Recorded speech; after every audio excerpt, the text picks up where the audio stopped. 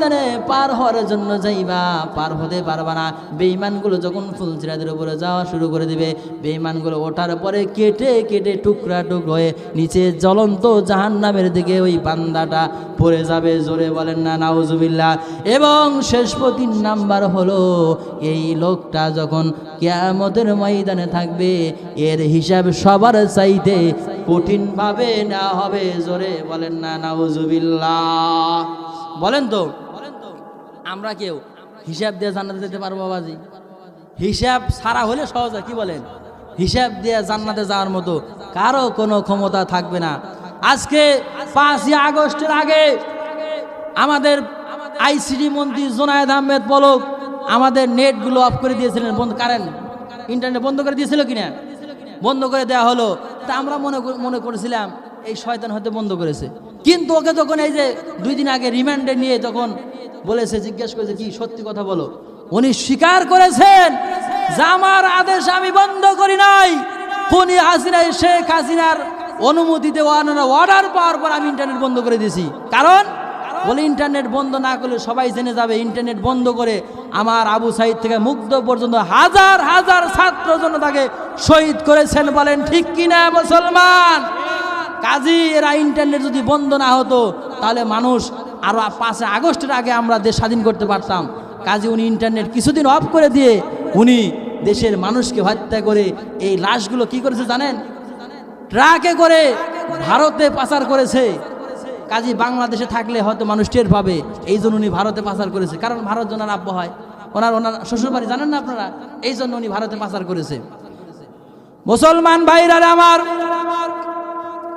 আল্লাহ রাব্বুল আলামিন কিয়ামতের ময়দানে সমস্ত মানুষগুলো যখন জান্নাতি হয়ে যাবে, সমস্ত জান্নাতি মানুষগুলোকে জান্নাতে নিয়ে যাওয়ার পরে এই যে কোরআনুল কারীমের আয়াতগুলো আল্লাহ রাব্বুল আলামিন আমাদেরকে শোনাইয়া দিবেন। আল্লাহ রাব্বুল আলামিন সূরা রহমান তেলাওয়াত করবেন। কোরআন শরীফের 27 নম্বর পারা 55 নম্বর যে সূরাটা 97 নম্বরে মদিনায় নাজিল হয়েছে, সব আয়াতের কোরআন শরীফের ভিতরে যতগুলো সূরা আছে না কেন, সব সূরার ভিতরে এক দুইবার বলা আছে। কিন্তু আর রহমানের ভিতরে এমন একটি আয়াত আল্লাহ রাব্বুল আলামিন নাজিল করছেন যে আয়াতটা সবচেয়ে বেশি আছে, 31 বার বলা আছে।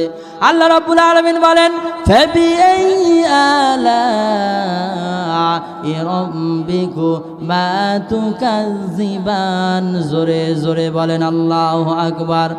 আল্লাহ রাব্বুল আলামিন বলেন, বান্দারে এতগুলো নিয়ামত তোমার আমি দান করলাম, তুমি আমার কোন কোন নিয়ামতের শুকরিয়া করবা? কারণ আল্লাহ পাকের নিয়ামত পাওয়ার পরে যারা নিয়ামতের শুকরিয়া আদায় করে না, এই 16টি বছর যারা কোরআন অনুযায়ী দেশ চালালো না, জনগণের সাথে ভালো ব্যবহার করলো না, আলেমদের যারা হত্যা করেছে, বলেন তো এই লোকগুলোর পরিণতি খারাপ হয়েছে না ভালো হয়েছে? তার মানে আল্লাহ নিজেই বলেছে আমার নিয়ামত পাওয়ার পরে তুমি না শুকরিয়া করবে আর আমি ছেড়ে দেব। এই লোকগুলো আজকে বুঝতেছে আফসোস, আল্লাহ কি কাজটা করলাম যে আজকে যদি আলেমদের কথা শুনতাম, আজকে যদি কাউকে হত্যা না করতাম, আজকে যে ট্রাইব্যুনাল গঠন করে আলেমদের ফাঁসি দেওয়া হয়েছে, আজকে সেই ট্রাইব্যুনালে এনাদের জন্য রেডি হয়ে আছে। কালকে আমাদের উপদেষ্টা নাহিদ ভাই বলেছে যে হাসিনা বাংলাদেশে আসলে পারে তার ফাঁসি হবে ইনশাল্লাহ, কোনো টেনশন নাই, কারণ আসবে আইন অনুযায়ী তার ফাঁসি কার্যকর। তা আমাদের এক বিচারপতি বলেছে, আপনারা সকলে অবগত আছেন, আল্লামা সাঈদীকে গ্রেফতার করার পরে যখন 4 বছর হয়ে গেল, বিচারপতি নিজামুল হক নাসিম রায় লিখেছে আল্লামা সাঈদীর কোনো অপরাধ নাই, সন্দেহাতীতভাবে প্রমাণিত হওয়ার পরেও সরকার অনুযায়ী যে রায় দিছে 4 বছর জেল, 2 বছরের জেল লিখছে উনি, যে 2 বছরের জেল ওনার যে সাজা। এখন বিচারপতি বলতেছে যে উনি 2 বছরের জেল অটোমেটিক 4 বছর জেল খাটছে, তাহলে আর বাদ আছে 2 বছর অগ্রিম খাটলো। আমাদের বাংলাদেশের বিচারপতিরা শেখ হাসিনার গবেষণা করে তার যে প্রাপ্য তার সাজা অনুযায়ী 80 বার ফাঁসি হয়। কয়বার ফাঁসি? 1 বার ফাঁসি দিলে তার কিছু থাকে, অথচ ফাঁসি ওনারা লিখছে রায়ে যে 80 বার ফাঁসি হবে। তাহলে বলেন আর নেতারা যারা আছে এদের 40 বার দেওয়া দরকার। 50 বছর পরে, স্বাধীনতার 50 বছর পরে আমাদের নেতাদের যদি বিচার করতে পারে, আর মাত্র কয়দিন 5-6 মাস হয়েছে, আমরা এই নগদ বিচার করব কি মুসলমান, করব কি করব না? কাজে কোনো ছাড় দেওয়া হবে না ইনশাআল্লাহ। বাংলার জমিন আমাদের যেরকম ভাবে আমার আলেমদের ভাইদেরকে হত্যা করেছে, আমরা এদেরকে ছাড়বো না ইনশাআল্লাহ। বাংলার জমিনে তাদের বিচার হবে। মুসলমান ভাইরা আমার, বলতেছিলাম শীতের মাসে যদি আল্লাহর কোনো বান্দা আল্লাহর নবীজি বলেন 5টা আমল করতে পারে তার জন্য আল্লাহ রাব্বুল আলামিন জান্নাতটা সাজায় রেখেছেন। জোরে বলেন না সুবহানাল্লাহ। আল্লাহর নবীজি হাদিস শরীফের ভিতরে বলেন ইন্নাল জান্নাতা তাস্তাগু ইলা 5 নাফার তালিল কুরআন ওয়া হাফিজুল লিসান ওয়া মুতঈমুল জিয়ান ওয়া মাকসালুর রিয়ান ওয়া মান সাল্লা আলা হাবিবির রহমান। জোরে জোরে বলেন আল্লাহু আকবার।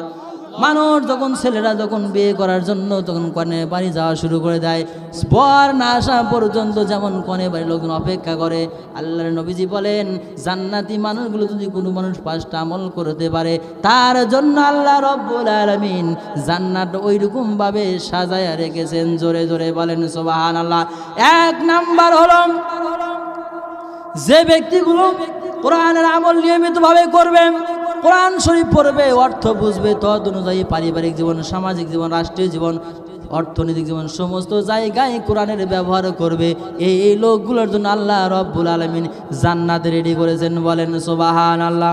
বুখারী মুসলিম শরীফের হাদিস, আল্লাহর নবীজি বলেন খায়রুকুম মান তাআল্লামাল কুরআনা ওয়া আল্লামা।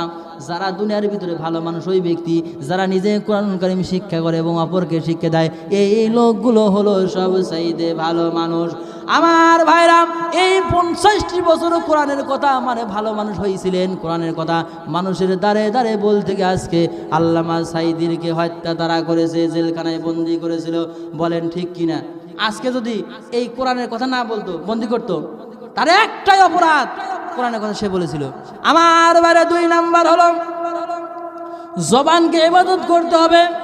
যারা জিহ্বাকে হেফাজত করবে, আল্লাহর নবীজি বলেন এই লোকটার জন্য আল্লাহর জান্নাত অপেক্ষা করতেছে।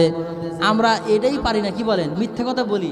আসি শেরপুর কই বগুড়া, মেহমান যদি আসতে চায় বাড়িতে, অমুক আসতেছে, তখন তাড়াতাড়ি বলি যে না, যদি না আসে কি বাবাজি ঠিক কিনা, মানে এরাদের না আসে তাড়ানে দেওয়ার জন্য, ভাই আমি তো খুব ব্যস্ত আছি, আমি শেরপুর নাই বগুড়া আছি, বগুড়া ঢাকা আছি, তার মানে উনি তো দেখতেছে না।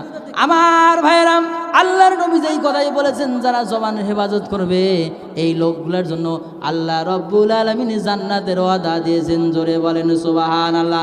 মুসলমান ভাইরা আমার 3 নাম্বার বলেছেন এই শীতের মাস চলতেছে, আপনার প্রতিবেশীর বাড়ি শীতের কাপড় নাই, আপনার শরীরে কয়েক রকমের জায়গা আছে। আল্লাহর নবীজি বলেন এই শীতের মাস চলতেছে, যারা আমরা নিজেরা কয়েকটা শীতের মোটা মোটা কাপড় ব্যবহার করি, আপনার প্রতিবেশী মানুষ হলো অত্যন্ত গরিব, আপনি শীতের কিছু কাপড় দিয়ে তাকে সাহায্য সহযোগিতা করতে পারেন। আল্লাহর নবীজি বলেন আপনার জন্য আল্লাহর জান্নাত সেজে গুজে রেডি হয়ে বসে আছে। জোরে বলেন সুবহানাল্লাহ। 4 নাম্বার হলো আপনি ভালো ভালো খাবারগুলো খাচ্ছেন কিন্তু প্রতিবেশী খাবার পায় না। রমজান মাসে দেখবেন আপনি কয়েক প্রকার আইটেম ইফতার করেন, এমনও মানুষ আছে যারা পানি ছাড়া ইফতার করার মতো তাদের কোনো খাবার নাই। এই লোকগুলোকে যদি আপনি একটু খাবার মুখে তুলে দিতে পারেন, আল্লাহর নবীজি বলেন আপনার জন্য এরকম জান্নাতে রেডি হয়ে বসে আছে। 5 নাম্বার হলো আল্লাহর নবীর জবানে বলেন যারা জিহ্বা দিয়ে মুখ দিয়ে যারা পবিত্র জবান দিয়ে যারা রাসূলের উপর দরুদ শরীফগুলো আদায় করবে পড়বে, তাদের জন্য আল্লাহর জান্নাতে রেডি হয়ে বসে আছে। জোরে বলেন না সুবহানাল্লাহ।